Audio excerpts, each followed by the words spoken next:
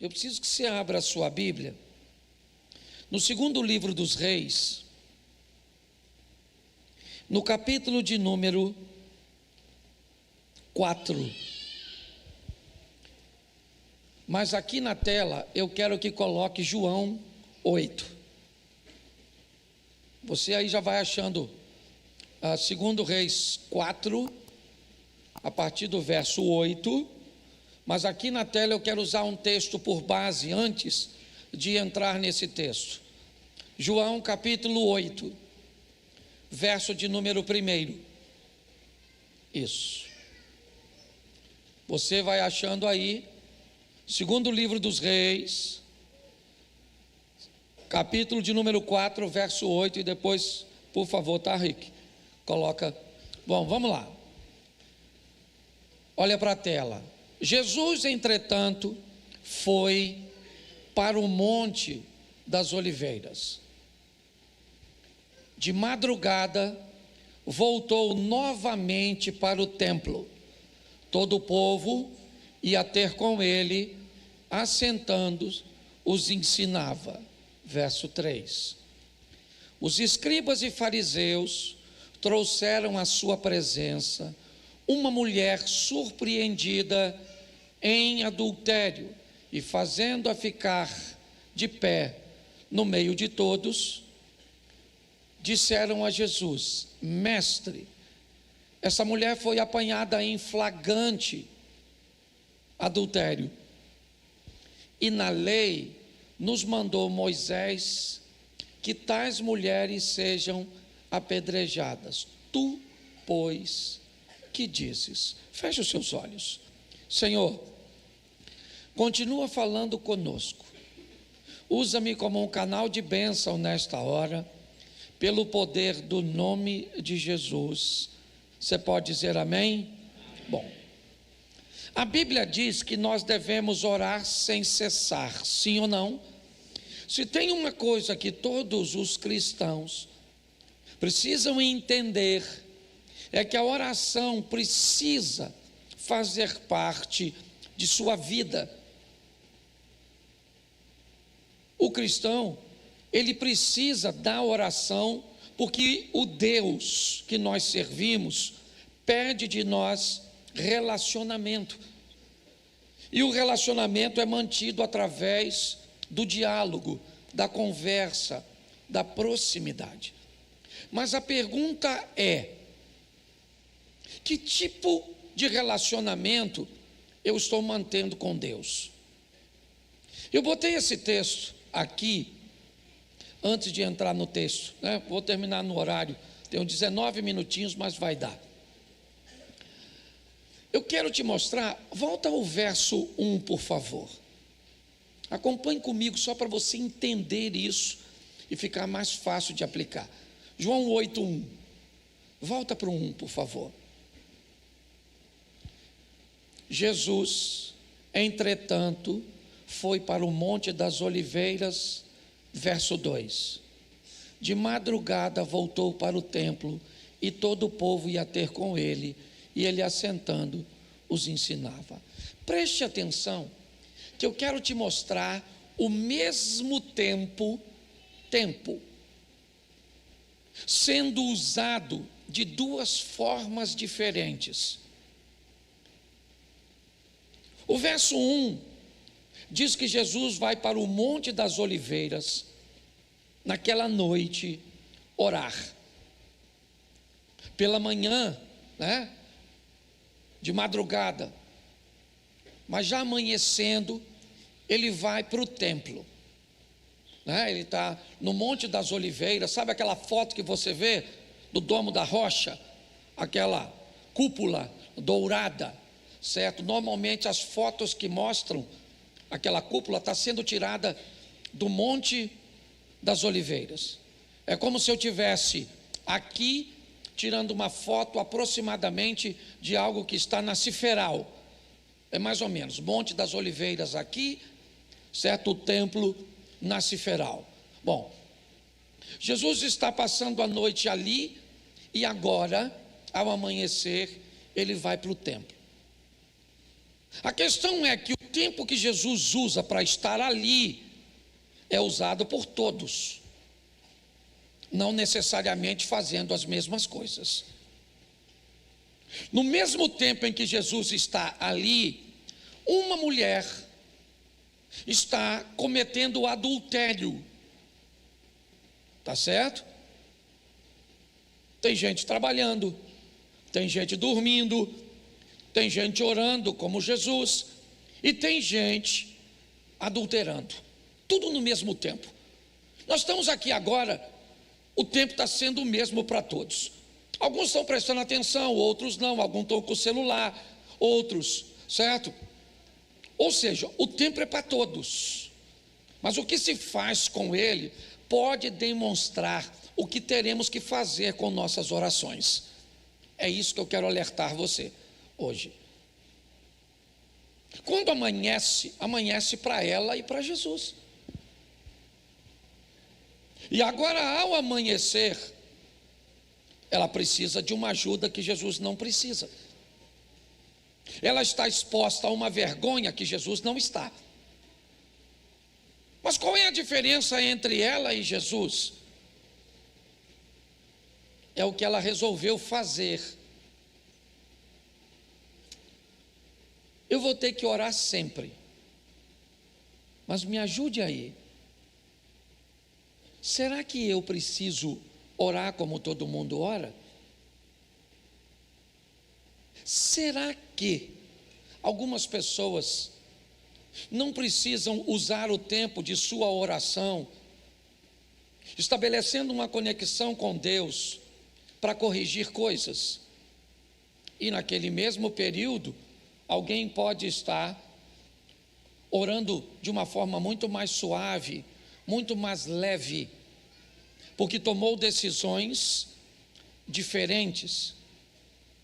Nós vamos orar sempre, mas a pergunta é: eu estou sempre apresentando a Deus as minhas dificuldades, os meus problemas, ou será que eu já aprendi a viver de uma forma onde os meus problemas foram minimizados pela minha obediência e pela colocação das instruções do Evangelho na minha vida?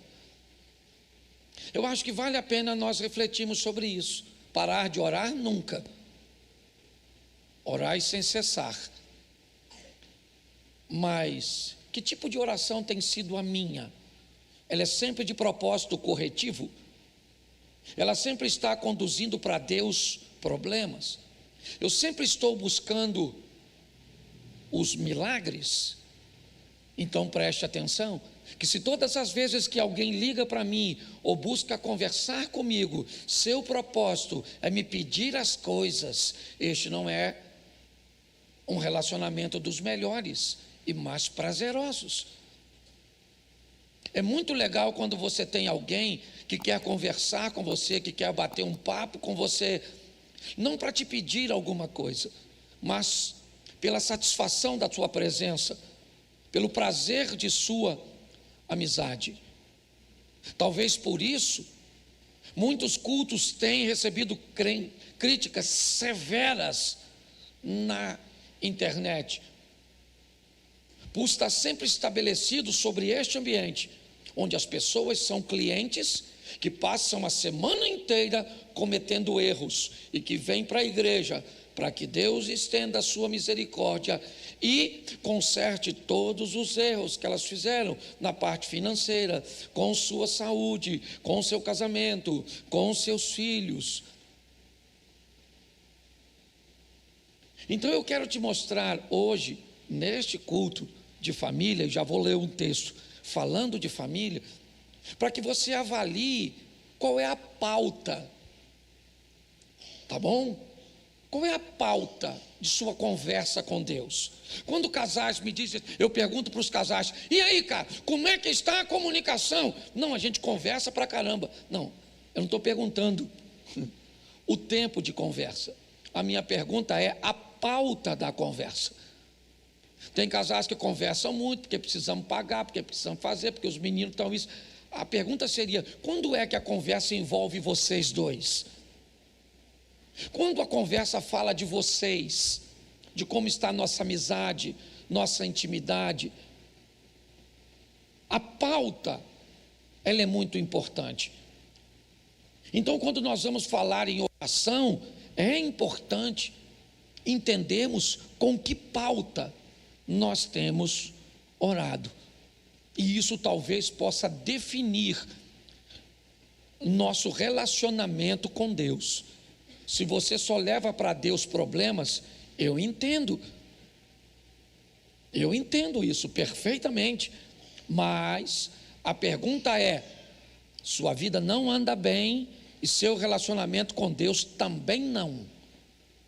Quando você continua orando sem cessar, mas não por ter uma necessidade de apresentar problemas, mas sim pelo prazer de sentir e ter a presença de Deus na sua vida, isso significa que sua vida está boa e seu relacionamento com Deus também. Como adquirir isso? Talvez seja a grande pergunta. Talvez nós consigamos, em meio ao deserto, descobrir essa fonte. Então vale a pena olhar numa família, que eu só quero fazer uma introdução e depois vocês leiam em casa. Mas agora sim, segundo o livro dos Reis, capítulo 4, verso 8. Coloca na tela. Certo dia, passou Eliseu por Sunem, onde se achava uma mulher rica, a qual o constrangeu a comer pão. Daí, todas as vezes que passava por lá, entrava para comer. Ela disse ao seu marido: vejo que este que passa sempre por nós, repita, sempre por nós. Isso, é santo homem de Deus.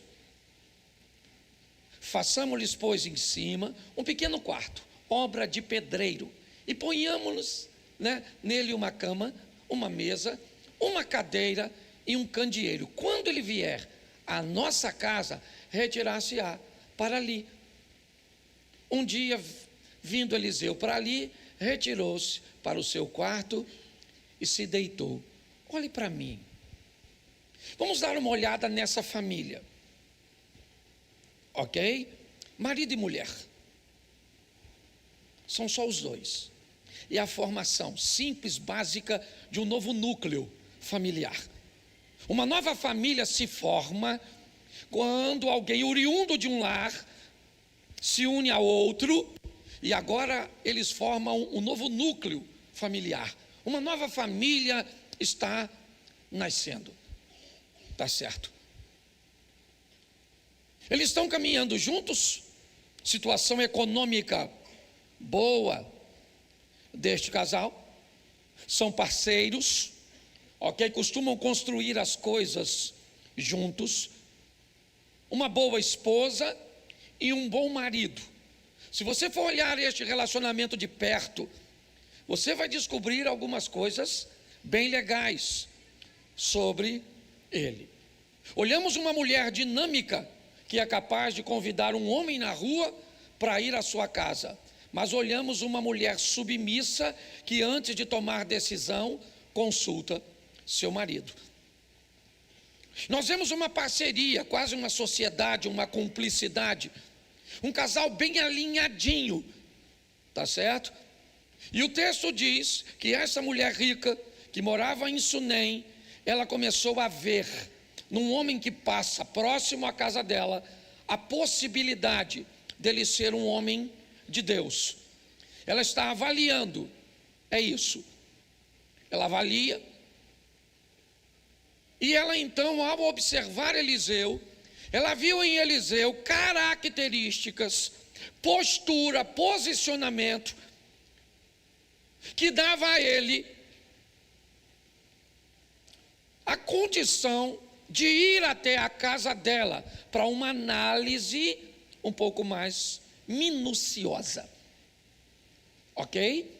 Se você conhece um pouquinho da cultura judaica, você sabe, certo, como eles olham para quem frequenta a sua casa, Ok? Quando você vê, por exemplo, uma passagem bíblica onde alguém chega numa casa e pede água e alguém dá leite, é porque essa pessoa, na cultura, está recebendo algo para beber que indica que ela não é bem-vinda na casa. Certo? Eles são extremamente seletivos. Se forem fazer negócios, não gostam de ser vistos sentado à mesa com qualquer um. Principalmente os mais ortodoxos, eles têm uma visão: se eu me sento na mesa com você, Lucas, eu estou validando você. Se eu permito que você faça parte de minha intimidade, eu valido você. Então ela observa ele de longe, e ao observar de longe, ela acredita que ele pode frequentar sua casa. Ela então leva Eliseu para sua casa, apenas para um lanche, apenas para uma comida, algo muito pontual, tá certo? É um momento que ela vai avaliar se ele não é apenas uma impressão, se ele não é apenas uma visão à distância, ou se ele tem qualidades que dará a ele o passaporte para frequentar a casa dele, ou a casa dela. Automaticamente, Eliseu vai fazer a mesma coisa. Um dos homens mais seletivos do Velho Testamento, ele é. Se ele vai à casa daquela mulher e ela não se veste direito, não se comporta direito, não age direito, se ela o convidasse de novo, ele iria? Não. Se ele vai à casa dela e não sabe se comportar, e come demais, e é mal educado, você acha que ela o chamaria de novo? O que eles estão fazendo é estabelecendo um ambiente de proximidade, onde os critérios deles é que vão prevalecer e vão determinar se o outro entra ou não. Que critérios você usa para se sentar à mesa com pessoas? Que critério você usa para fazer negócios? Que critérios um menino tem que ter para ser amigo de seu filho? Que critérios uma mulher precisa cumprir para fazer parte da amizade com sua esposa? Pare e pense. Quanto mais fortes forem nossos critérios, melhor serão nossas orações. Quanto mais assertivos formos em nosso posicionamento, nossas orações praticamente não trarão petições a nosso respeito. Eu fico imaginando quantas orações Jesus fazia pedindo coisas para si, da maneira cuja qual ele se comportava e vivia. Quando está orando por Lázaro, ele diz: eu bem sei que o Senhor sempre me ouve. A grande questão da vida é essa. Não é o quanto você ora, é a pauta. Porque se a vida estiver bagunçada, a pauta também vai estar bem bagunçada.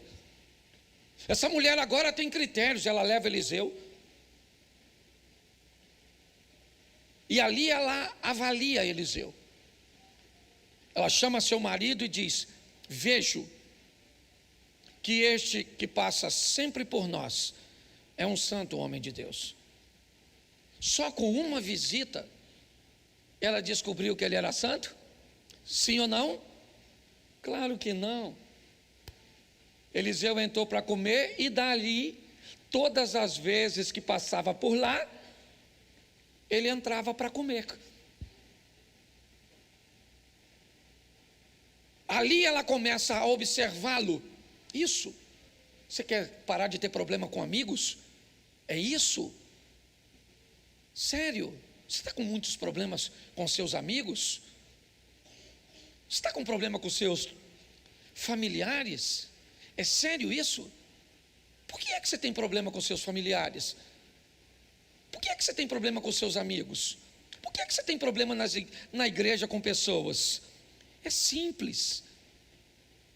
Você não estabelece limites, você não estabelece fronteiras, você não determina até onde as pessoas vão, você tem medo de colocar as pessoas no seu lugar. É isso? Você está com problema com seu cônjuge? Talvez hoje seja difícil reposicioná-lo, porque você deixou ele ganhar tanto território. Ah, pastor, mas eu tenho medo de perder o relacionamento. Então adapte-se. É isso? Eu prefiro me adaptar à sua ausência do que me adaptar ao seu desrespeito. A gente precisa definir o que é que nós estamos querendo. E não estou falando de amor ao próximo, não. Eu estou falando de equilíbrio, de determinação. Nós precisamos, melhorar nosso relacionamento. É isso. Ele entrou diversas vezes, e diversas vezes, ao observá-lo, ela descobre que ele é um santo homem de Deus. Aí você vem para a igreja, frequenta 2 cultos, nem conhece a pessoa do lado e conta seu segredo para ela. Aí você é um novo convertido, alguém corta do teu lado, te pede dinheiro emprestado, e você empresta sem saber. Aí não te paga, e cai na conta do pastor. Ovelha do pastor Cláudio, ovelha do pastor Cláudio, do pastor. Porque eu aprendi uma coisa, igreja é assim, Lucas, se tudo dá certo é porque Deus é bom. Se tem problema na igreja é o pastor, que não é nada. Se o troço dá certo, eu não recebo os louros, certo? Mas se dá errado, pancada no pastor. Olha, eu vou passar uns 10 minutinhos igual eu passei para o outro, tá certo? E se você tiver que ir embora também não tem problema não. Vá na bênção do Senhor. É porque tem uns pastores que dizem, se você sair antes do culto acabar, você perde a bênção. Isso aqui é culto, não é feitiçaria, tá certo? Você vai abençoado. Eu só queria que você cedesse um espaço, um pouquinho aqui, até porque eu avancei o dos outros, tá certo? O primeiro culto para conversar com você. Então, escute só, o que está havendo é um ambiente de seleção. Ela olhou e falou para o marido, veja que este que passa sempre por nós. Olha que o cara está na parada, ele não está falando porque a mulher dele é meio proativa, certo? Mas ela está falando, amor, ele passa por nós, tá, amor? Você não fala não, né? Porque tem homem que não fala, às vezes o cara é autoridade, mas ele é mudinho. O cara até é macho pra caramba, macho, mas é um macho calado. E ela é uma fêmea falante.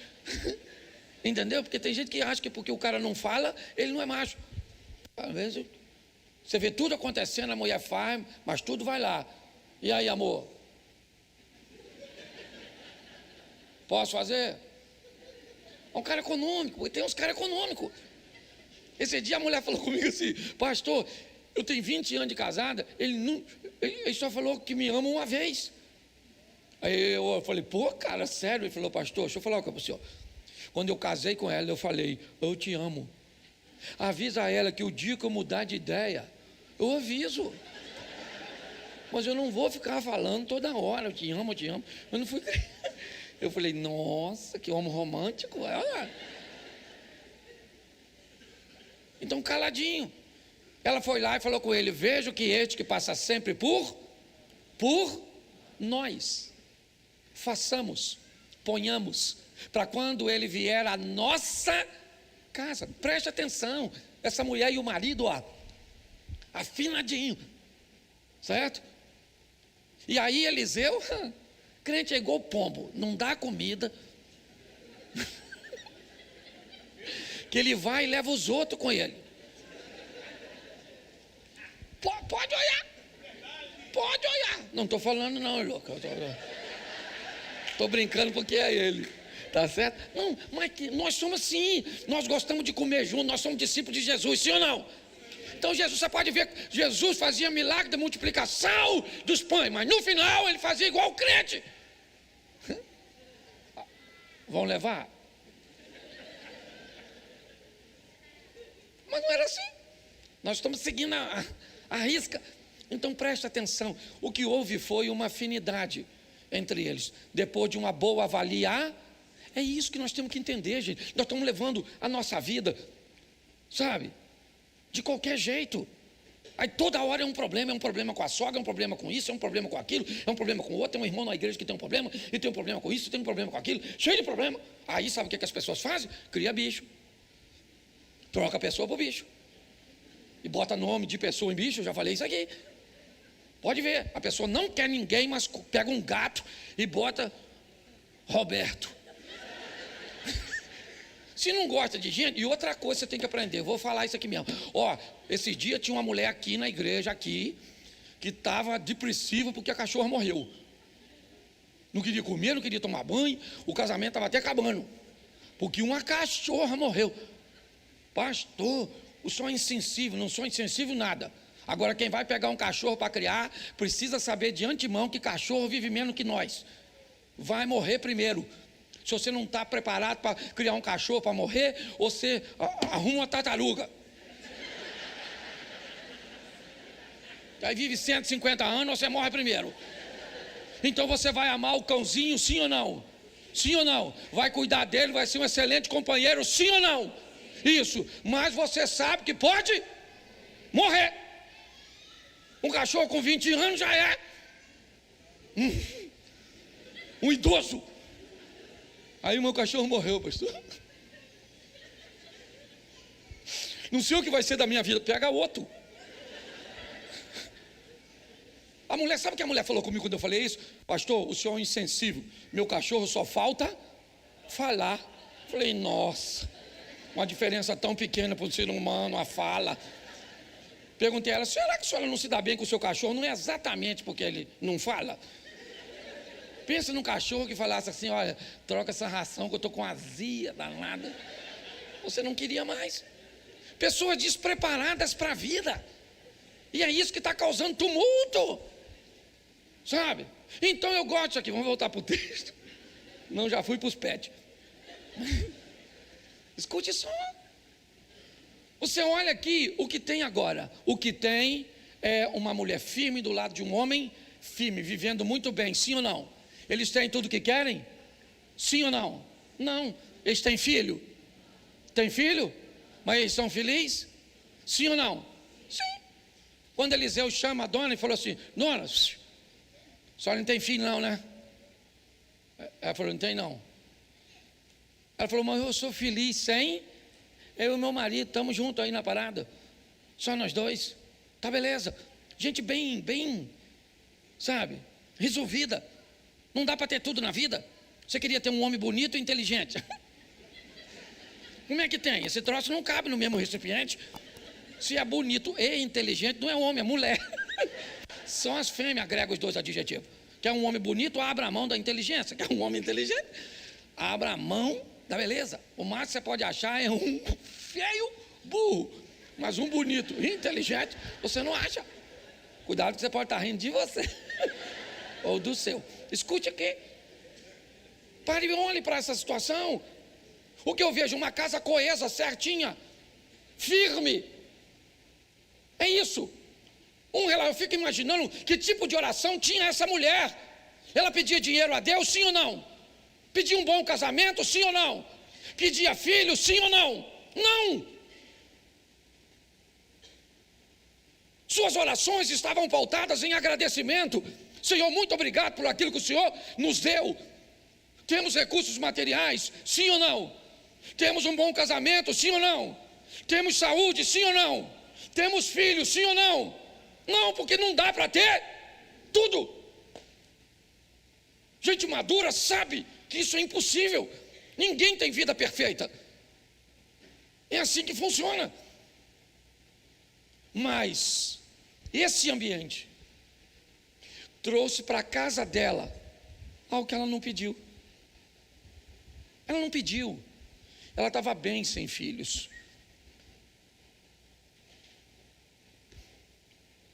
É muito legal quando você ganha o que quer, mesmo sem precisar pedir. O nome disso é honra. Obediência é diferente de honra. O obediente é aquele que faz aquilo que foi determinado. Quem honra faz aquilo que sabe que o outro quer, mesmo que ele não tenha. Essa foi a diferença de Davi para Moisés. Moisés era um cara obediente. Faça um tabernáculo. E ele fez. Davi disse: moro na casa de cedro, a arca está numa tenda e eu quero fazer um templo. Deus disse a Natã: eu nunca pedi templo para ninguém. Davi vai oferecer a Deus aquilo que Deus não pediu. Essa mulher agora vai engravidar, não porque pediu, não porque tinha necessidade, não, ela queria, lógico que ela queria, era o sonho de toda mulher. Ela mesma diz: não brinca com a tua serva, não brinca. E ela ganhou um filho. Assim aconteceu. A minha proposta é deixar para mim e para você hoje uma vida mais suave.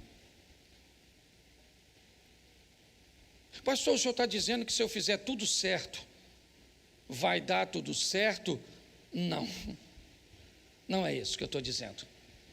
Eu estou dizendo que se você fizer tudo certo, você viverá o que disse Jesus: no mundo tereis, sim ou não?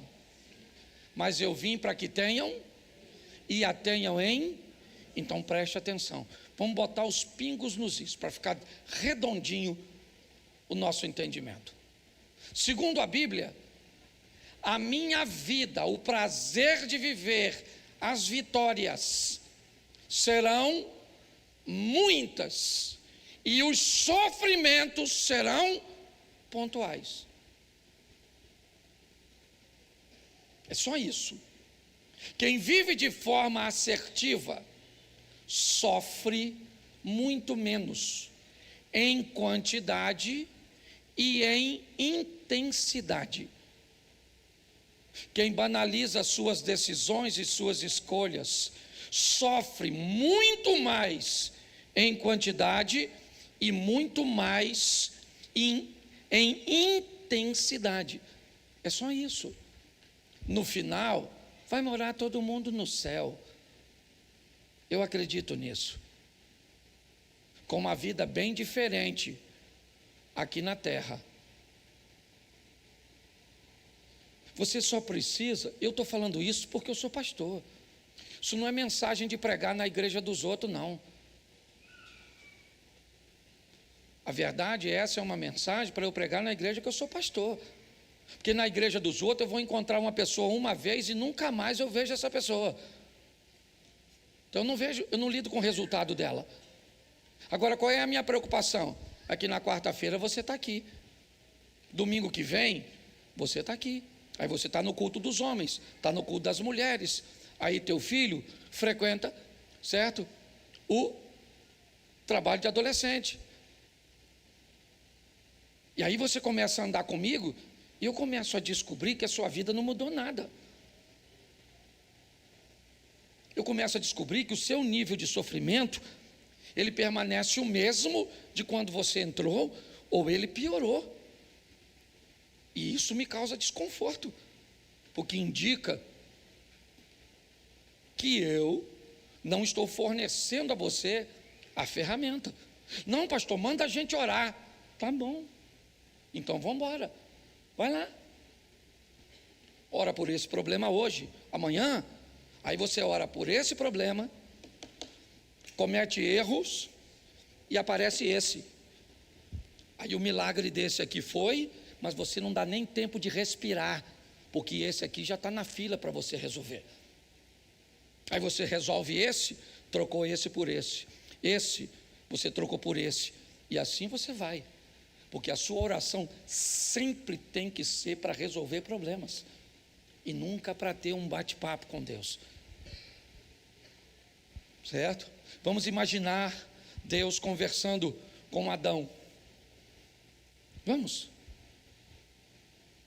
Lembra quando Adão estava no paraíso?